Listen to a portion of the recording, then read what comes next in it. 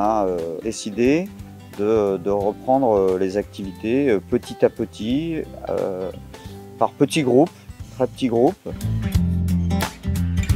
Alors au sein du club, on a souhaité pouvoir accueillir de nouveau les adhérents dans des bonnes conditions le plus rapidement possible, dès que la situation sanitaire s'est un petit peu améliorée.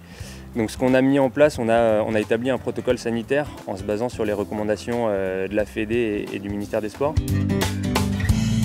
Le point de départ, ça a été quand même le guide fédéral qui nous a été transmis. Et puis, on a fait le choix aussi de se faire conseiller par une société d'audit pour la mise en place de toutes ces précautions. C'est une manière pour nous de rassurer nos collaborateurs, nos salariés, et puis aussi de donner une garantie optimale pour recevoir nos stagiaires, nos pratiquants sur le club. Depuis le déconfinement, on a repris masqué, comme vous pouvez le voir. On a adapté le site. Bien évidemment, on a fait du fléchage pour pas qu'ils se croisent et tout ça. À terre, ça fait des briefings où on est très espacé, tout ça masqué, donc ça change le face-à-face. Mais après, vu que nous, on a la chance d'avoir un sport où on n'est pas collé, ça ne change pas nos mises en place sur l'eau. Comme vous pouvez voir, on a tout installé dans les bateaux, on les grée complètement avant leur arrivée pour qu'ils n'aient pas accès aux locaux tout simplement.